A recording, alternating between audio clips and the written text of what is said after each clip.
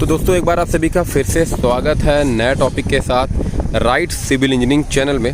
तो गाइज आज का जो वीडियो है काफ़ी ज़्यादा इम्पॉर्टेंट होने वाला है हर एक सिविल साइट इंजीनियर के लिए, और जो फ्रेशर सिविल इंजीनियर हैं उनके लिए वीडियो काफ़ी ज़्यादा इम्पॉर्टेंट है।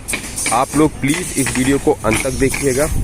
और आज के इस वीडियो में मैं आपको बताने वाला हूँ स्लैब स्टील बाइंडिंग के दौरान एक सिविल साइट इंजीनियर की क्या रिस्पॉन्सिबिलिटी होती है, कौन कौन से पॉइंट उनको चेक करने चाहिए स्टील बाइंडिंग के दौरान, क्या क्या चीज़ें उन्हें देखनी चाहिए, इसी के बारे में इस वीडियो में डीप में एक्सप्लेन करने वाला हूं।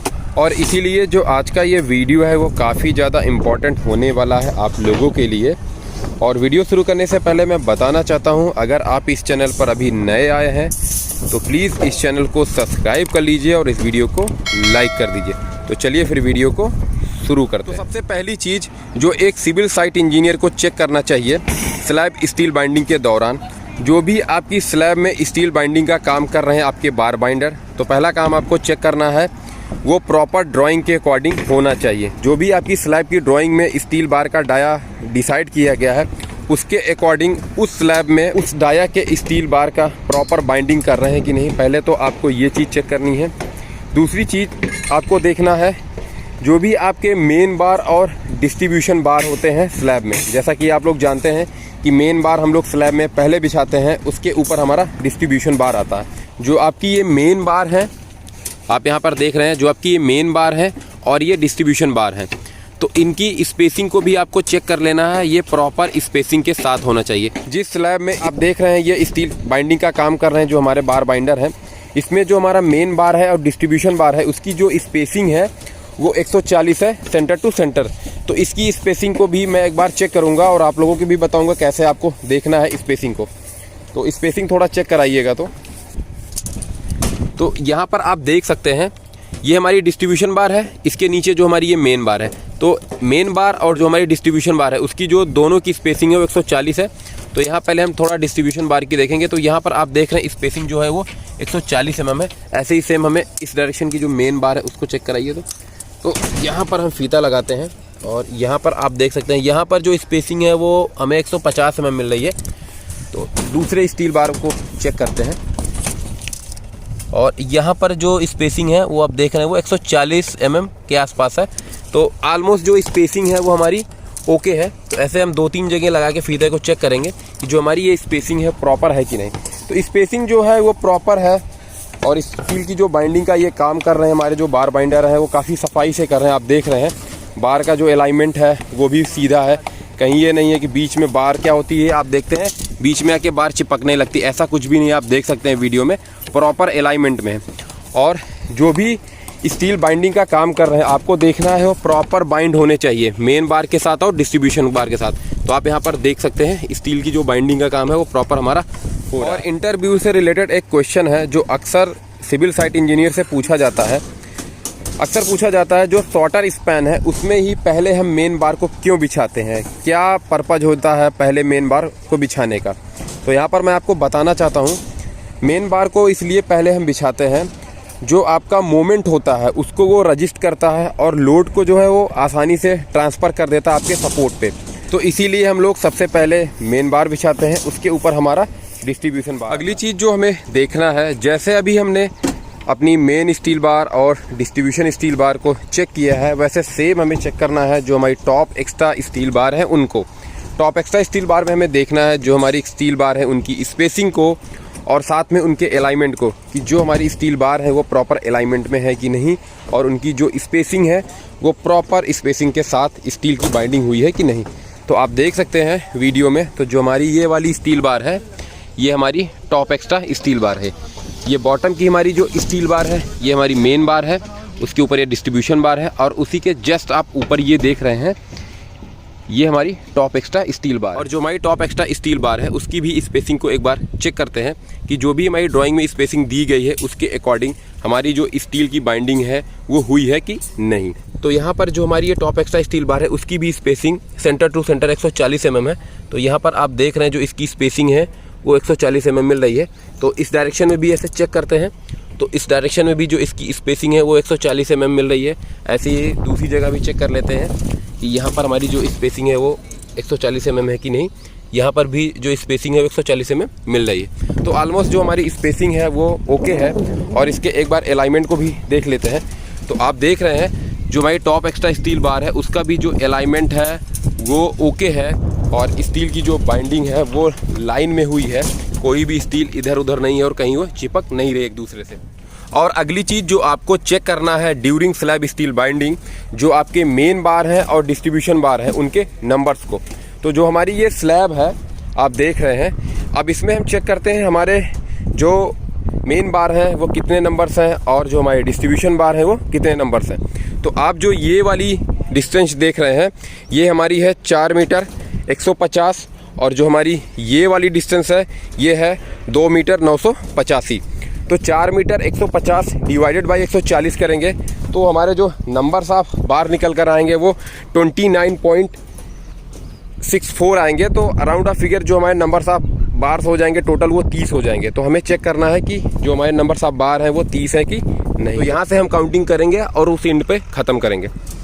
1 2 3 4 5 6 7 8 9 10 11 12 13 14 15 16 17 18 19 20 21 22 23 24 25 26 27 28 29 और 30। तो यहाँ पर जो हमारे मेन बार हैं उनके नंबर्स जो हैं वो ओके हैं। यहाँ पर हमने काउंट कर लिया 30 नंबर्स होने चाहिए, तो 30 नंबर्स जो हमारी ये साइड पर को मिल रहे हैं। अब हम चेक करेंगे जो हमारी डिस्ट्रीब्यूशन बार है उसको।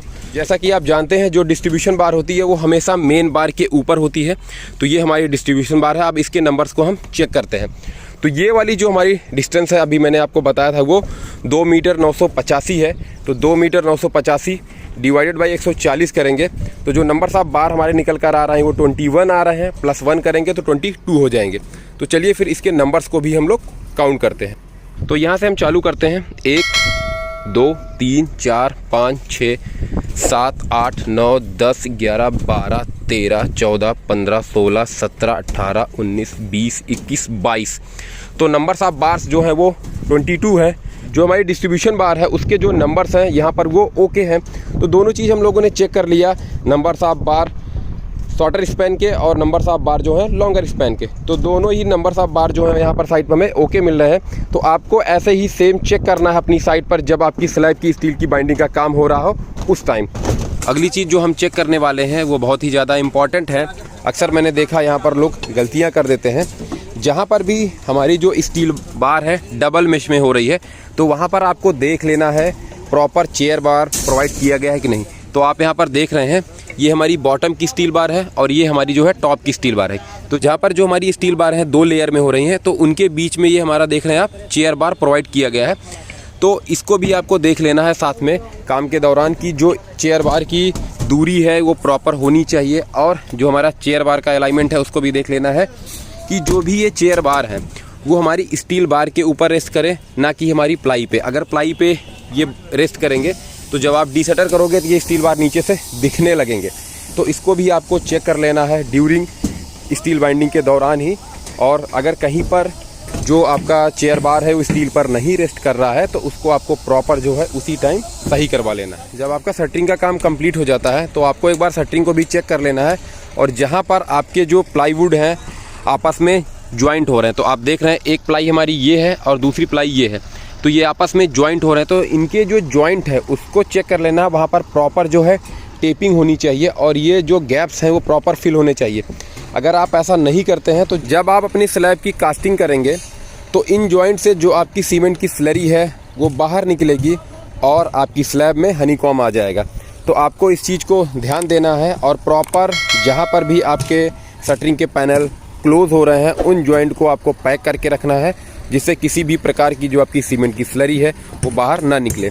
और दूसरा काम आपको करना है, जो भी आपकी प्लाईवुड है उस पर प्रॉपर ऑयलिंग आपको करके रखना है बिफोर स्टील बाइंडिंग से पहले। तो आप देख सकते हैं जो हमारी ये स्लैब है जिसमें स्टील बाइंडिंग का काम हो रहा है, और इसके बगल वाली जो स्लैब है जो अभी रेडी हो रही है इसमें आप देख सकते हैं प्रॉपर ऑयलिंग हो रखी है। तो आपको ऐसे ही सेम अपने भी स्लैब में ये सारे काम करा के रखो। तो हमारा जो अगला पॉइंट है वो भी बहुत ही ज़्यादा इंपॉर्टेंट है। अक्सर मैंने देखा है लोग यहाँ पर गलतियाँ करते हैं, और जब भी मैं साइट पर जाता हूँ स्लैब की स्टील को चेक करने तो मैं इसके बारे में एक बार ज़रूर उनको बताता हूँ।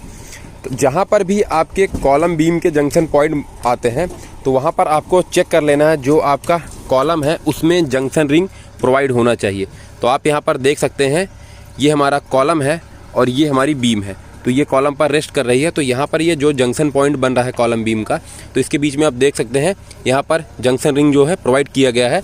तो आपको इस चीज़ को ध्यान देना है और अपने साइड पर ज़रूर इस चीज़ को चेक करना है। अक्सर मैंने देखा है लोग यहाँ पर गलतियाँ करते हैं और इस चीज़ को वो अवॉइड करते हैं। और जो आपके बार बाइंडर हैं या कारपेंटर हैं जो भी साइट पर काम कर रहे हैं, आपको उनसे चीज़ों को पूछते रहना है और उनको बता के भी रखना है कि जहाँ पर आपको डाउट होगा पूछते रहिएगा, कोई कन्फ्यूजन होगी, क्योंकि जितना अच्छा आपका कोऑर्डिनेशन रहेगा आपका काम जो है वो और बेटर होगा और जो गलतियाँ होती हैं उनके चांसेस थोड़ा कम हो जाते हैं होने के। क्योंकि जब आप चीज़ों को पूछते रहेंगे और डिस्कस करते रहेंगे तो जो भी चीज़ें हैं वो आपकी धीरे धीरे क्लियर होती हैं। तो गाइस, इस वीडियो को देखने के बाद जो आप लोगों के डाउट रहे होंगे वो काफ़ी हद तक अब क्लियर हो गए होंगे और स्लैब स्टील बाइंडिंग के दौरान क्या क्या चीज़ें हमें देखनी चाहिए उस चीज़ के बारे में अब आपको काफ़ी हद तक समझ में आ गया होगा।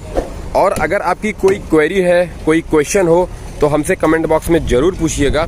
और आपको अगर ये वीडियो पसंद आई हो तो प्लीज़ वीडियो को लाइक और शेयर करना न भूलिएगा। और साथ में आपको बताना चाहता हूँ, अगर आपने अभी तक इस चैनल को सब्सक्राइब नहीं किया है तो प्लीज़ चैनल को सब्सक्राइब भी कर दीजिए। और आज के लिए बस इतना ही, फिर मिलते हैं नए टॉपिक के साथ अगले वीडियो में।